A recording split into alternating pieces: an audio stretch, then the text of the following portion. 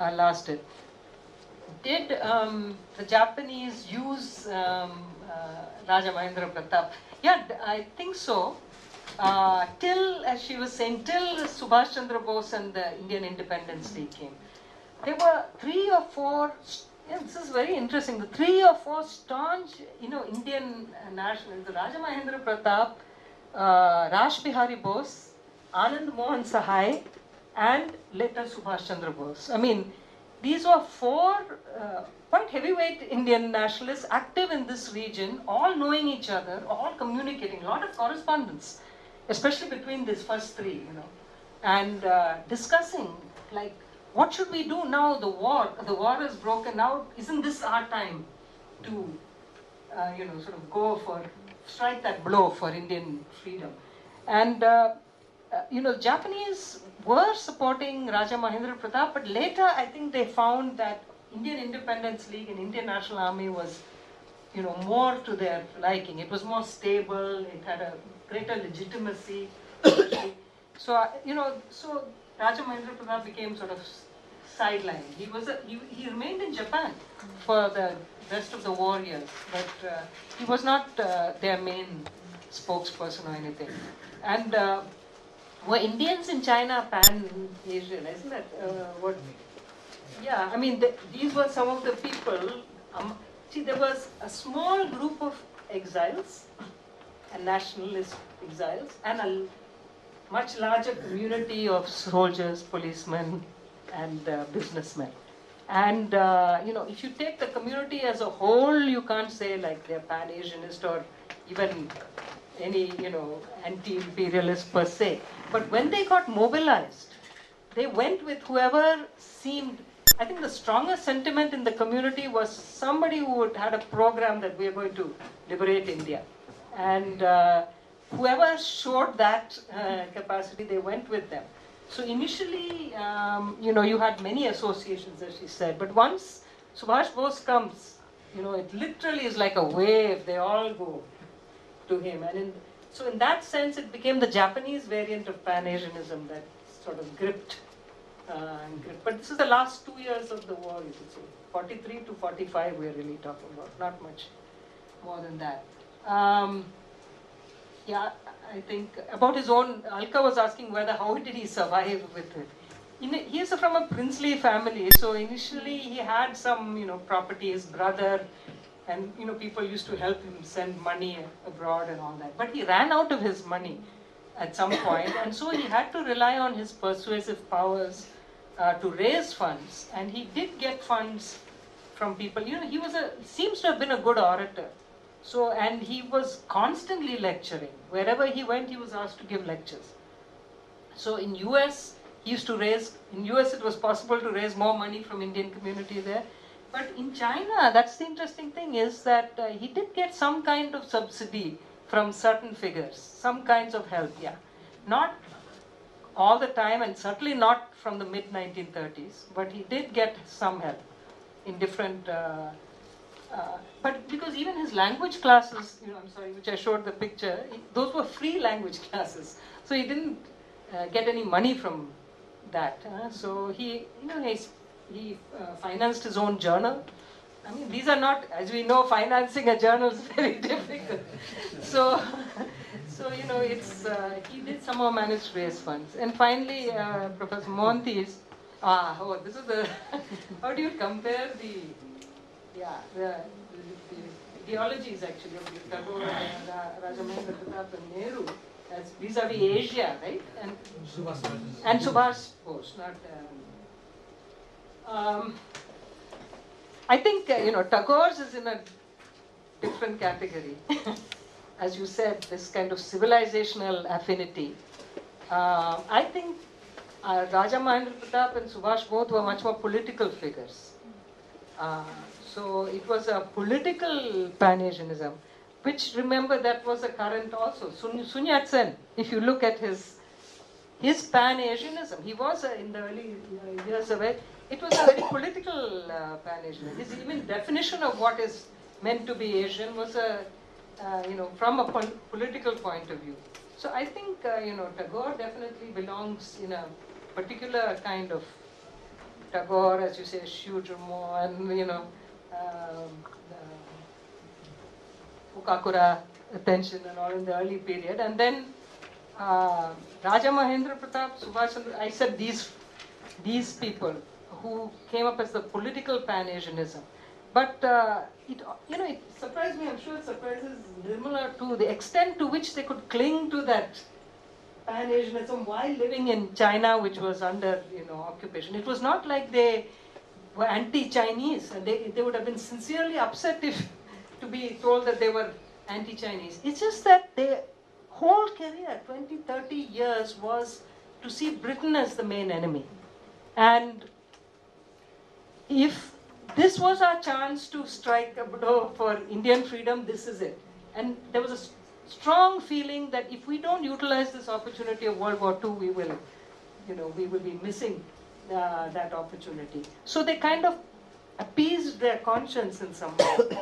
I don't think they ever became like active supporters. Maybe I disagree a little bit here with thing. I don't think so. I think they just kind of said in a pragmatic way we have to go along with Japan. So it's a sort of pragmatic kind of Pan-Asianism. Was it not also the case that the moment Mahendra Pratap Bose went along with Japan, they would lose sympathy in China? The moment they take hands with Japan, they lose China. Yeah. So that is one of the axiomatic things which happens normally. So they Now, I think from about the mid-30s or thereabouts, when Japan occupied Manchuria, from then on it would be very difficult for Indians there to choose between China and Japan. You'll choose Japan, you lose China. So that must have been the experience of lots of Indians at that time.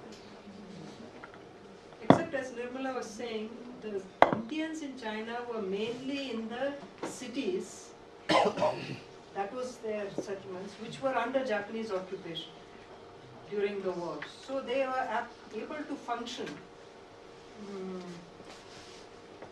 I know this is a touchy subject, but when we talk of collaboration, there's collaboration of all kinds. Even you can say there were Chinese who were also collaborating during the war. I mean, there's a lot of literature now on that. There were people, the word collaborator makes it hard for us to deal with it. But there were people who decided, look, this is where I am, this is where I'm living, this is where I'm working. I better come to terms with whoever is there as long as they don't, let me carry on. So the life under these occupied cities, I myself don't fully understand. But I think if she's doing some work, a lot of that, if you get into that thing of really what was going on in those cities, after all, a lot of people continue to live under those conditions. I had a question sort of following up, going a little further with that, and I'm just asking about, again, this period of the Japanese occupation of Tianjin and Shanghai and Hong Kong even, and Canton. You haven't really discussed, so I'm asking the sort of upper level, perhaps, at least economically, of the Indian community, the business interests, and also maybe the Parsis. I mean, they are Indians, aren't they? Right. So, as you know, they continue to operate and make money during the Japanese occupation, after, before, and so on, and only lost their properties in '49. Some of them very considerable properties, right, in Shanghai. So how was that interwoven in the picture? I mean, as we know, also there were some Chinese businessmen who made a lot of money for a while during the Japanese occupation of Shanghai, especially before '43, I think.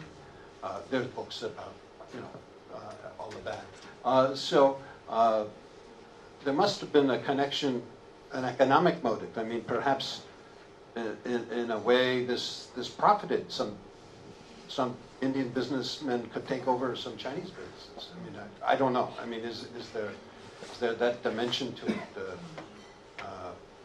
And financing may be coming that way. I just don't know. But also the Parsis. I'm just wondering what they're so important economically.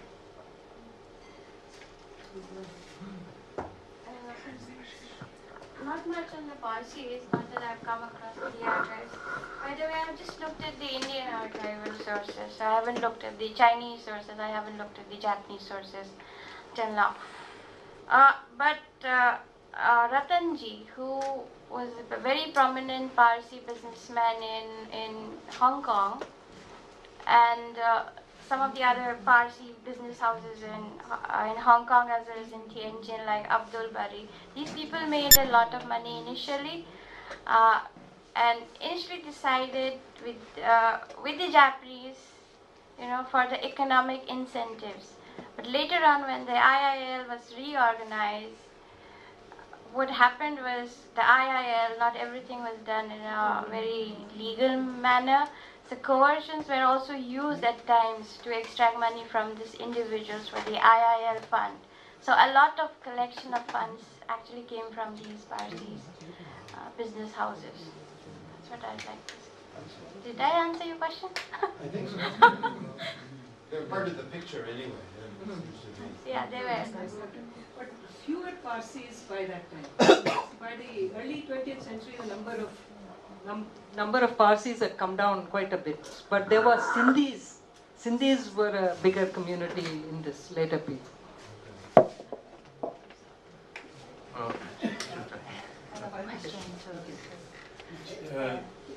just here. Sorry. No. I just have a small question. Professor Thampi, you mentioned about Raja's 23 visit to China. Well, a really interesting historical period, especially when we consider Sun Yat-sen and leading nationalist parties' cooperation with the communists and its connection with the international communists, or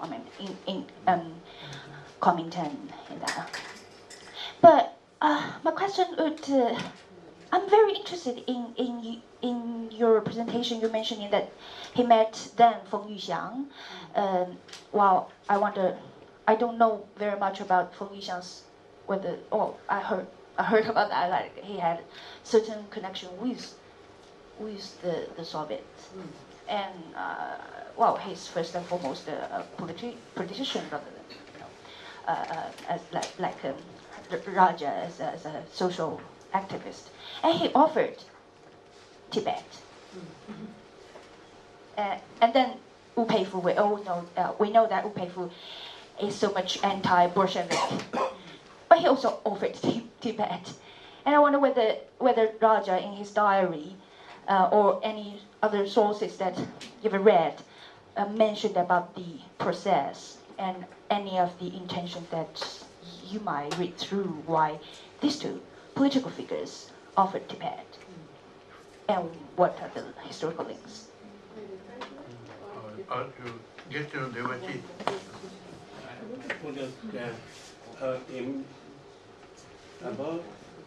Among other, there were lots of other roaming Indian nationalists. For example, M.N. Roy, and of course he became part of Comintern later on. But whether he had any connection with Raja Mahendra Pratap or any other association in China when he was at one point of time he was in China also. So what kind of stand he had, or what kind of connection he had? Okay, Atul.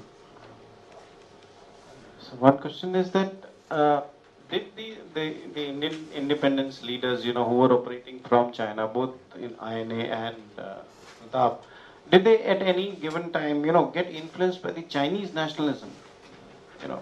What evidence you have presented is that they were operating on using Chinese land but they were largely being guided by the Japanese. So did at any given time they also interact with Chinese nationalists or the Maoists for that matter?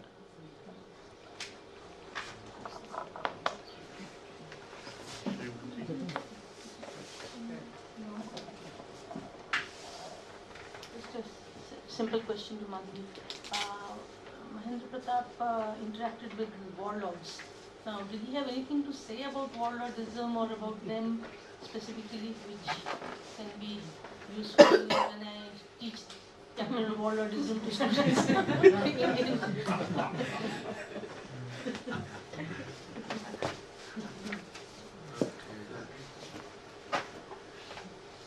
Okay, so Madhavi now. Okay, I think I'll just take these.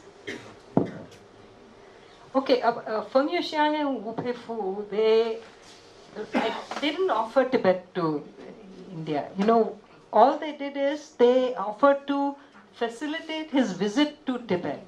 So that means they obviously did not think it to be anything wrong that an Indian should visit Tibet, and particularly an anti-British Indian. Because remember, it's Britain that was vying with China for influence over Tibet. And so, to me it seems quite natural that they would be happy that there'd be an anti-British Indian who was friendly with them, who wanted to go and, if it meant that they gave him, like I think Feng Yuxiang gave him kind of letter of passage and some money and things so that he could, money, so that's, yeah, he did give him money. so that is, so I think that was what they did. So they seem to think it's a good thing that an anti-British Indian goes to Tibet. Debashish about M.N. Roy. See, M.N. Roy was there really for that few months only, in 26, as an agent of the Comintern, as a representative of the Comintern. And so I have no record of M.N. Roy meeting Raja Mahendra Pratap in China. So I can't really say anything more than that. But they came in a very different way. And M.N. Roy was really there only that for a very short, that period, one period. Well, this man was all the time going in and out of China. And M.N. Roy was looked at suspiciously by the CPC leaders at that. Yeah, that's right. Then you asked, were they influenced by Chinese nationalists? I think you did, right? Definitely, I think they're, throughout the 20s and 30s, till this Japan starts becoming a. I think one thing is, Japan, China, India was a very heady idea, for a lot of people. I mean, it wasn't till later that when Japan took over that it seemed like. So in fact, they relied a lot on Chinese nationalists. All these, even Sun Fo and all these people who helped them, he considered them his friends. And it's not like he was pro-Japanese and anti-Chinese. He was pro-Chinese, pro-Japanese. That's the way that he looked at it. It's later circumstances forced him to choose. And his problem was not that he chose the Japanese over the Chinese. He didn't want to choose. Anyone who didn't choose, was in trouble once things happened like that. So he was definitely, I think, had a lot of contacts with Chinese nationalists. And finally, Srimati, did he say anything about warlordism per se? No, I think there were so many of these people walking all over China at that time. They all had arms, they were all. So he only looked whether they were helpful and friendly to him. In fact, he thought Feng Yuxiang he called him a true servant of the people. He was very impressed by his, some of his reforms. Remember, he did try to implement certain reforms that he used to sit with the soldiers himself, and these kinds. That's how he judged people. And it was not like warlordism, they had any, yeah. He knew he had to deal with all these different kinds of people.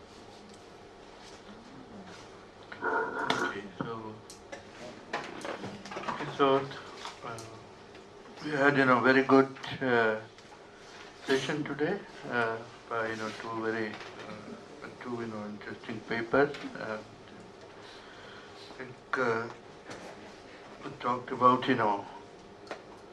period which was, very, very important in terms of growth of ideas in Asia, especially, the first 2 decades of 20th century and the last decade of 19th century. And those were the times, where what one would consider irrational was rational. And it was the time, when you find, like Alaf Ghani in Istanbul trying to, raise Muslim modernist movement, or, so many, people moving around trying to find an answer to question of modernity. And as Madhavi has rightly said, the target was British. It was, anti-British or anti-Western, imperialism, which united, most of the Asian intellectuals who were, earlier quite sympathetic to Western model of modernity. And after, the First World War, there were a lot of disappointment and looking and, search for native roots to modernity. And whether, it was Mahendra or, other, intellectuals from different part of Asia, they were all talking in terms of pan-Asianism, trying to find, some common, theme which could unite, Asian intellectuals. So I think, Mahendra Pratap must be seen, from that perspective, that people, going alone and trying to find, something, say, magical, which could, turn the tide around. And Tibet, Tibet was very important, also, because, that was the time when, it was just before Shimla, like around the Shimla conference, great game was, happening. Tibet was the focus, during that time of the great, game, which they call. So everybody felt that, Tibet held the key to, British imperialism, and Russian and British, they were all fighting, over the issue of Tibet. So Mahendra Pratap, thinking in terms of, surrounding British imperialism through Tibet was not, very extraordinary. I think it was quite natural, in that time to see, Tibet as an important, place which could help, in toppling the British, or Western, imperialism.